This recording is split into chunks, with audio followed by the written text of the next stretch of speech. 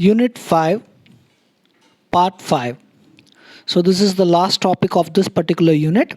We are going to study streams and types of streams. So, streams that is represented in geology as rivers.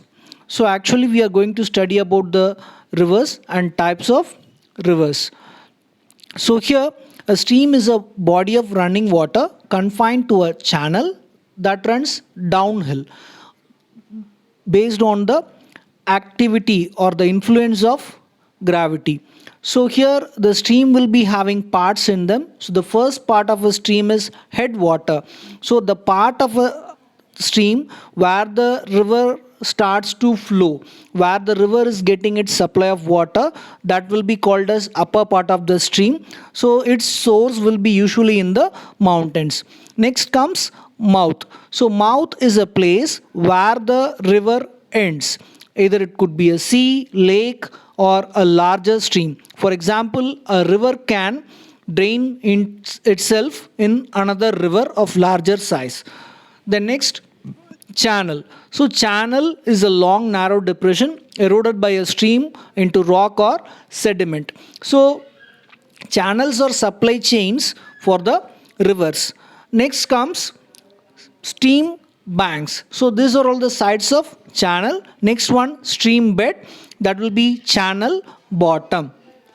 Next, this is an example image in which you can see head source or head waters. So that will be usually in the mountains where in rain the little channels will collect water and feed them to the tributaries, and these tributaries will join together to form a river. Again that will flow through valley where, and again when the river flows through relatively flat plains, that will result in meandering, and finally when the river enters into a sea or a lake or any other river, that will result in a mouth portion, the particular place where the river and sea meets, that will result in delta.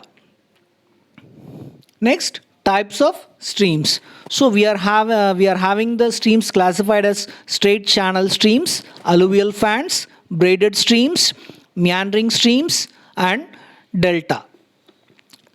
So straight channel streams. So here that will be the main portion of river.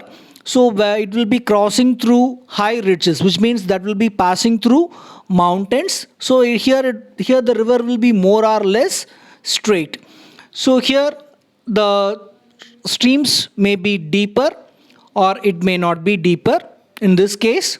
So here the stream will start eroding the canyon because the energy level is exceeding. For example, only the large rocks or boulders or stones that will be left behind, and the sediment materials that will be carried away in these locations along with the river direction in the river. So here the letter E represents energy and L represents load of sediment. Energy represents energy of the water which is carrying the sediment. So here it will be performing an action of active down cutting that will erode continuously the canyon, which means the portion between two hill. Then this process will be taking place until it reaches a grade, which means the surface becomes relatively flat for the flowing stream. The sediment created by this erosion is moved farther downstream, which means from the canyon, which means between the two hilly portion, the sediments will be carried away to the next part of the stream. Next comes the image, example image for a straight channel stream. So you'll be able to see only the rocks are present in this region, but there will be very poor quantity of sediments left behind. Next comes alluvial fans. So this alluvial fan, that will be similar to delta in image, but actually this alluvial fans will be formed when a river passes through a relatively flat ground between two stretches or between the stretches of a stream. Suppose assume that after forming from a mountain, the river flows through ridges between the ridges or between the mountains. Then it flows through the next portion of a relatively flat land. So this flat land will not support flooding plain. So here you can see that from the upstream, the distributaries will reform into a single valley. Then again it will flow in one direction, but only for a small stretch. It in a relatively flat land, it will fan out or it will spread across in a flat land. And here there will be a formation of alluvial soil. So that is the reason why it is called as alluvial fans. So the alluvial fans are depositional features that form exactly one setting when the stream leaves a canyon or the mountain and flows out on a relatively flat lowland. This kind of alluvial fans will be formed. The sediment generated by erosion in the canyon gives stream a huge load, which means the fast energy full water which is flowing between two mountains or canyon, that when comes to a relatively flat land, that will be having huge quantity of sediment carried with them. But the energy comes to a lower end due to the slope change of the ground. Then there will be a sudden settlement of sediments continuously. So this takes the stream to a condition where the energy will be equal to load. Then this is a typical example which is shown as a satellite image. From the right hand side towards the left hand side, there is a flow of stream which enters into a main stream of river, and you will be able to see the red color arrow that shows the location of alluvial fans. The next image will show you the ground reality of the alluvial fan formed very near to the mountain or canyon. Next comes braided streams. So the braided streams have multiple channels that repeatedly branch and join along the length. So this particular pattern, it will be called as anastomose, creating many longitudinal bars between the channels. These are usually found close to high mountains, and some streams do not have any braided parts at all. So here you can see that this is not same as alluvial fans, but the channels do diverge like fan like shape and distributaries. They rejoin very quickly, very near to them. The flow is constrained to a narrow valley with no obvious floodplains. Braided streams are depositional systems. So what happens here, due to heavy amount of sediment supply, the river from the upstream, which will have a heavy load of sediment, here the load will be higher than the energy which the river is having. As time passes by, due to sediment obstruction, the river will start flowing in a crisscross pattern where there is less resistance. So the deposited sediment will clog the channels, forcing them to branch. So this anatomizing pattern results in the formation of stream flowing around the sediment which it cannot carry. So this is the braided stream example. The single river, when passing through a land which is relatively flat, and when it is entering into the higher river stream, here you can see that the braided branches mixes together again and again, and the locations which are white patches in this image show the deposited sediments. Here next topic is meandering streams. So the meandering streams, the image itself will show you how it loops and flows through the wide flat flood plain, which means the land will be a plain, and due to this plain nature, the river will start flowing through the least resistant path, and in this location This is this location is favorable in lowlands where you can find this kind of meandering streams. And for the location which are very near to sea, this meandering streams will not develop at all. Here what happens in a meandering stream, the meandering stream will do both of erosion and sedimentation. So where it will erode on the cut banks, it will deposit on the point bars. On balance they are erosional, which means erosivity will be higher because due to the higher energy level. This will happen in low lying lands of the river flow stream. Then in the upper stream it would have lost more of its energy. When it flows through the low lying land, it will start dropping the sediments carried by them, and that will result in braided streams. At low elevations the erosional is lateral, which means the erosional sediments will not take place in the top and bottom surface. It will happen in the right and left side. So mostly it will be on the banks, or rarely it will be happening in the valley walls.